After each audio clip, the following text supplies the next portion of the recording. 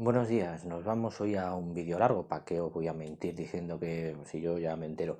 Hoy vamos a ver el periodo, es una petición de un oyente, así es que habrá que hacerles caso, ¿no?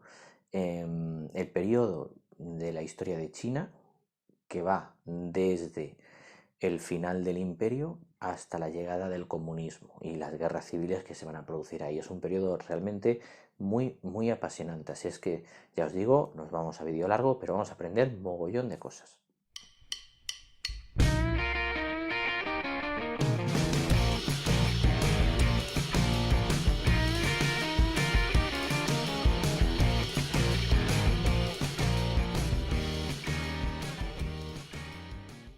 Para empezar a hablar del tema, lo primero es tener claro que en el siglo XIX va a haber un caldo de cultivo de odio del pueblo chino hacia toda la influencia occidental. ¿De dónde viene ese odio? Pues os lo explico. Durante todo el siglo XIX las potencias occidentales, europeas y Estados Unidos van a intentar meter sus productos que están manufacturando en las industrias potentes ya del mundo occidental en China. China es un mercado con muchísimos millones de compradores que van a ver en el producto occidental algo que les hace diferente, algo que les hace distintos del que tiene producto local. Así es que la consecuencia de esa presencia occidental en China es la pobreza y la ruina del productor y del comerciante chino. Ese productor y ese comerciante chino lógicamente va a odiar a todo lo occidental que ha provocado su ruina, ¿vale? Entonces, esas guerras que se llamaron guerras del opio, por ejemplo, hubo varias, pero son quizá las más conocidas, son muy descriptivas. Los europeos atacan y provocan a China para luego con las paces conseguir una serie de puertos clave en la costa china, desde los que introducir en China sus productos, acostumbrar al pueblo chino a sus productos y sacar a cambio lo que les interesa. Aunque se llamaron las guerras del opio y evidentemente el opio va a ser un producto muy demandado, no solo eso el opio, va a haber pues lo típico, las sedas, las perlas, los productos de lujo. El opio se va a utilizar no solo en medicina como opiáceo, como algo que inhibe tu dolor ante una enfermedad terminal, sino también como algo que inhibe tu pensamiento, y en esos fumaderos de opio que hemos leído en las obras de Sherlock Holmes, en los que se iba allí a ponerse hasta arriba, pues era muy demandado. Entonces va a haber esa especie de intercambio cultural. De China van a llegar muchísimos productos e influencias a Europa, a Occidente, desde sus cuadros, su perspectiva, sus colores, sus gustos, y a su vez van a entrar un montón de influencias occidentales en China. Pero ya os digo, la consecuencia es el odio, no solo a nivel económico, sino incluso a nivel cultural, porque los europeos van a mandar también misioneros a expandir por allí el cristianismo y los chinos van a ver fatal esa influencia de la religión cristiana a la que no aceptan y a la que no les interesa. Es verdad que ellos tienen, porque como es un imperio inmenso, tienen un montón de influencias, por ejemplo la musulmana, pero la introducción del cristianismo va a ser muy difícil en esta China. Y películas que igual habéis visto, como la de 55 días en Pekín, esta que con Charlton Heston, Ava Gardner y demás, están basadas en hechos reales. Son esas revueltas que os digo de finales del siglo XIX por población autóctona china que no quiere nada, no tiene nada y no desea nada de los occidentales y ataca a los occidentales. En este caso, pues a todo el grupo diplomático que estaba encerrado allí en Pekín. Luego, por supuesto, la película pues es una película, pero que sepáis que está basada en esos hechos reales de esa lucha del autóctono contra lo occidental. Vamos a ver ahora una serie de fechas clave que tengo aquí puestas. Por ejemplo, en 1898 lo que tenemos es que se van a fundar ya pues una serie de organizaciones, partidos, como es la Unión de la Defensa del Pueblo. Fijaros qué descriptivo el título, la Unión de Defensa del Pueblo. No tienes que defenderlo si nadie lo está atacando. Ellos se sentían atacados, se sentían agredidos por Occidente. 1905 se va a fundar por un médico que se llamaba Sun Yat-sen, una especie de asociación que se llamaba Hermandad, pero que luego va a ser conocida por todo el mundo como el Kuomintang. El Kuomintang luego va a devenir en un partido político fundamental para la historia de China, ¿vale? Para este periodo de la historia de China. Pero que sepáis que empiezan con asociaciones de defensa porque se sienten agredidos. El Kuomintang es un partido que, ya os digo, se va a convertir en partido político que defiende tres pilares, que serían el nacionalismo, la democracia y las reformas económicas, es decir, esas tres cosas, ¿vale? Nacionalismo, democracia, reformas económicas. Es decir, ellos son conscientes de que están en el pasado, son conscientes de que tienen que modernizarse, no son tontos, ven que Occidente está ya en la segunda revolución industrial y ellos casi no han empezado la primera, pero quieren hacerlo desde dentro, no porque se lo impongan desde fuera. Y seguimos con esas fechas claves, llegamos, ya os digo, ese caldo de cultivo, estos partidos que van surgiendo, que van haciendo rebeliones, su centro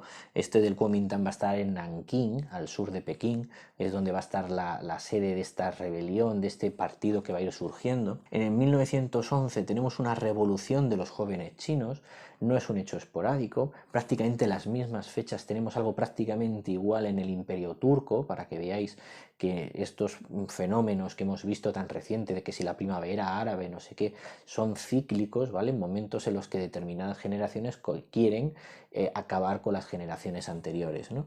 Y en el año siguiente 1912, estas rebeliones, esta insurrección de toda la provincia de Nankín provocará que el emperador chino, el último emperador chino, Pu Yi, que yo creo que igual habéis visto en la película del último emperador, pues este emperador es el que abandona el trono. Japón está invadiendo la zona norte. Japón, que estaría aquí a la derecha, no tiene materias primas. Toda la zona de Manchuria, que está aquí al norte, es muy rica en minas, así es que Japón continuamente ha intentado invadir la zona Corea y el norte de China, esa Manchuria. Entonces, entre esa presión japonesa y esa presión en Nankín, el emperador, ya sabéis, lo hemos comentado mucho, que los monarcas tienen siempre una gran valentía, pues se larga y abandona el trono. Así es que la consecuencia es el 12 de febrero de 1912 se instaura la República. Se acaba el imperio chino que ha durado miles de años y empieza la República.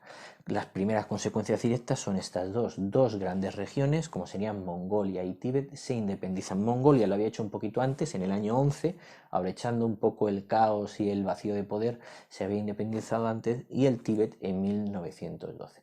El Tíbet había sido chino, el Tíbet se independiza en 1912, muchos de los chinos no aceptan esa independencia, solo están esperando el momento para recuperar. Entonces ahora que ya sabemos el caldo de cultivo, ya que sabemos los primeros pasos, podemos saltar a esas guerras civiles que se van a dar hasta la llegada del comunismo. Segundo periodo que vamos a ver, este es muy interesante. Fijaos la cantidad de nombres y fechas que he puesto aquí, os voy a ir leyendo y os las voy a ir explicando, ¿de acuerdo? Hemos dejado a ese emperador que se ha alargado y hemos impuesto la república en China. El líder, aunque había sido Sun Yat-sen de ese partido del Kuomintang, lo van a quitar un poco de en medio y van a poner en su lugar a Yuan Xingkai.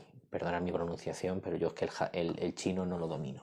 Del año 16 al 26 vamos a tener una especie de guerra civil, lo que ellos llamaron la guerra de los señores, de warlords, ¿vale? Es decir, vamos a ver en qué consiste. Pues básicamente el enfrentamiento entre distintas visiones de qué queremos para China. Por un lado está un partido que se llamaba Angu, ¿de acuerdo? Y por otro lado otras dos corrientes, una se llamaba Zile y otra Fentien. La primera, Angu, tenía una visión pro-japonesa, Japón debería ayudarnos, Japón debería quedarse con tierras nuestras, y las otras dos estaban apoyadas por los occidentales, ¿de acuerdo? Entonces tenemos tres tendencias políticas, una pro-japonesa, dos pro-occidentales. En el año 17, Sun Yat-sen, ese fundador del Kuomintang, dice, mira, paso de vosotros, me voy al sur, se va a Cantón. Y aquí, en esta zona de Cantón, es donde va a estar su base. Incluso le harán generalísimo del ejército del sur y cosas por el estilo. Lo que pasa que ya está cada vez más mayor, no le quedan muchos años de vida, va a morir en el año 25, si no recuerdo mal, estamos en el año 17, y su base de operaciones va a estar en el sur, en Cantón. En el año 19 ha terminado la Primera Guerra Mundial y posesiones que habían sido de los alemanes y que estaban en China van a ser entregadas a los japoneses por los acuerdos del final de la Primera Guerra Mundial, el Tratado de Versalles. ¿Qué es lo que va a pasar? Que esto no le gusta a los chinos, se niegan a firmar ese tratado de Versalles porque ellos lo que quieren es recuperar posesiones, no que cambien de dueño y menos que se la den a los japoneses, que son como su némesis, ¿no? su gran enemigo. ¿vale? Así es que hay otra vez más un encabronamiento por parte de los chinos hacia los occidentales que les ningunean, mantienen determinadas posesiones de esos puertos de los que llevan décadas introduciendo sus mercancías, y es que encima las alemanas que podían haberlas recuperado se las dan a los japoneses. Eso en el año 19. En el año 23 han pasado ya muchas cosas. ¿Por qué? Ese Kuomintang empieza a colaborar con un partido que se ha fundado un poquito antes, en el año 21, y que es el Partido Comunista Chino. A los líderes del Kuomintang vuelven a esos tres principios del nacionalismo, la democracia y la reforma económica, y les empieza a gustar lo que se está haciendo en Rusia. Les empieza a parecer interesante y que eso podía ser adaptado a China porque tienen un sustrato que ellos consideran similar. Pensar que en la China de estos momentos el 80-85% de la población es campesina y consideran que es muy parecido socialmente ese país a Rusia y que lo que está funcionando en Rusia podría ser aplicado a China. Así es que va a haber una colaboración de esos dos partidos que eran distintos, el Kuomintang y el Partido Comunista Chino, el Kuomintang con Sun Yat-sen y el chino con ese Mao Zedong que acaba de aparecer, y empiezan a colaborar. De hecho, en breve, en muy poquito tiempo, el Partido Comunista Chino se integra en el Kuomintang, se llegan a fusionar, siendo partidos distintos, llega a fusionarse el comunista chino en el Kuomintang, ¿de acuerdo? Más cosas. En el año 1924 hay ese primer Congreso Nacional Kuomintang en el que se establecen esos principios y esa colaboración, y del año 1925 a 1927 aparece una figura nueva que va a ser la de Chiang Kai-shek. Chiang Kai-shek es una persona vinculada al Kuomintang y que va a ser general, va a ser un militar, ¿de acuerdo? En esos gobiernos que se van a formar de colaboración de Kuomintang y Partido Comunista Chino, el encargado de las academias militares y de preparar el ejército va a ser ese Chiang Kai-shek, y cada vez va a ir ganando más y más protagonista. ¿Por qué?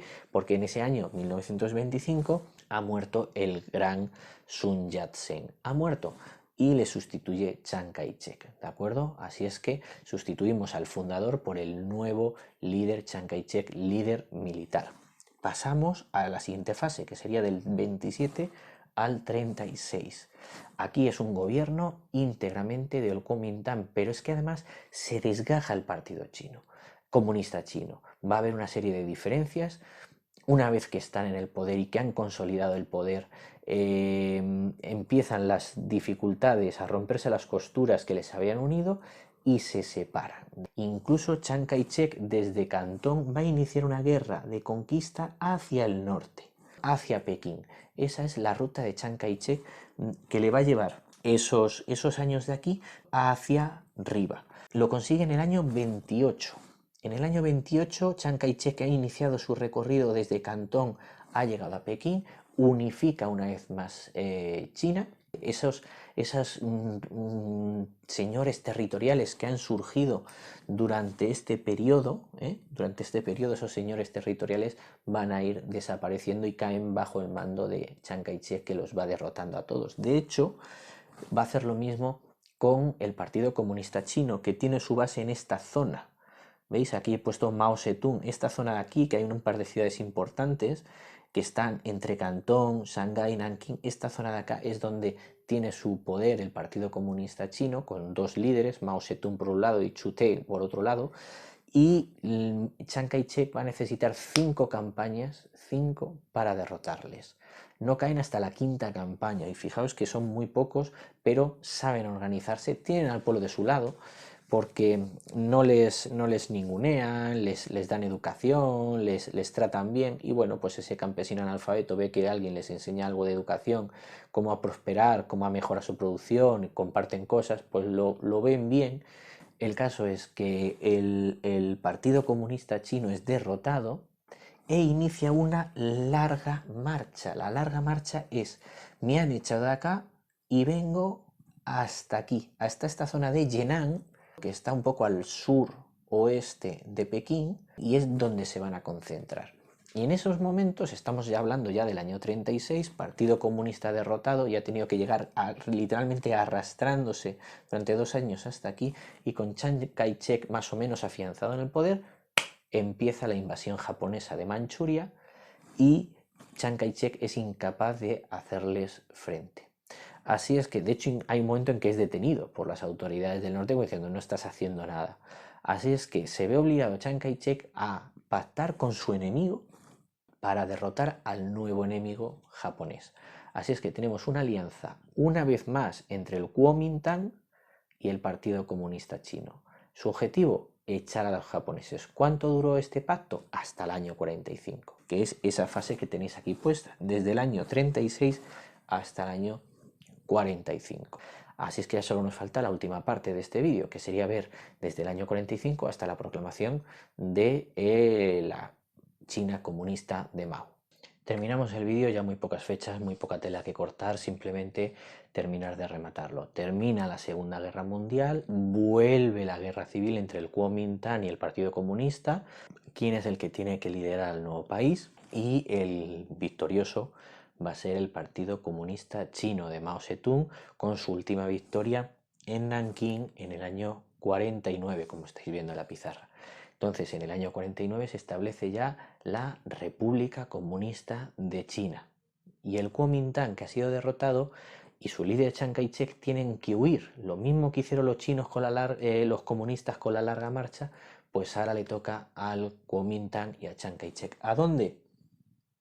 A Formosa, a la isla que unos conocen como Taiwán, pero que es la isla de Formosa. Aquí se va a reorganizar lo que queda del Kuomintang, aquí se va a refugiar Chiang Kai-shek y va a ser protegido y amparado por Estados Unidos. Estados Unidos no le gusta nada de lo que está pasando en China, se dedica a bloquearla y a impedir su entrada en la ONU, que todavía tardará a entrar. Cuando entre, entrará con poder de veto en ese grupo de 5 países que tienen derecho de veto, pero todavía en estos años no lo ha hecho. Estados Unidos está bloqueando su ingreso porque no le gusta nada el giro que ha habido en China. A Estados Unidos le interesaba el Kuomintang, un partido nacionalista, pero que no veía mal a los occidentales, y le parece fatal el comunismo, que ya sería China más la URSS, dos países demasiado poderosos con el mismo sistema político.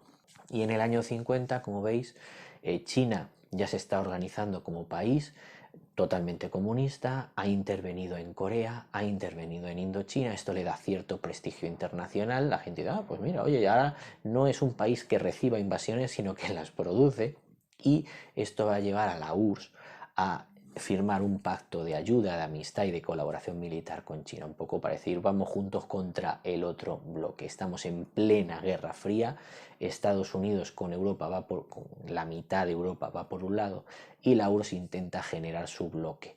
Ya tiene a casi la mitad de la Europa oriental, más ellos, más China. Empieza la Guerra Fría, está ya todo predispuesto, ¿vale?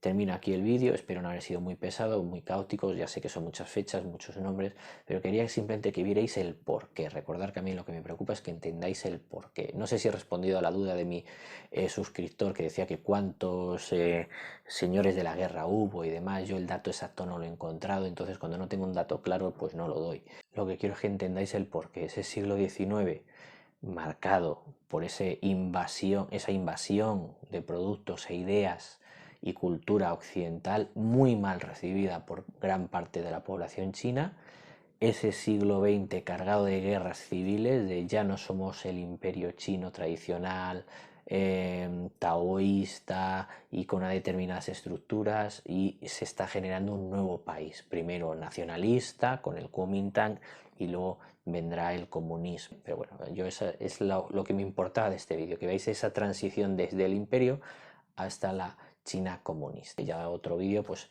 vemos quizá cómo está la China de hoy. Pero aquí terminamos este vídeo.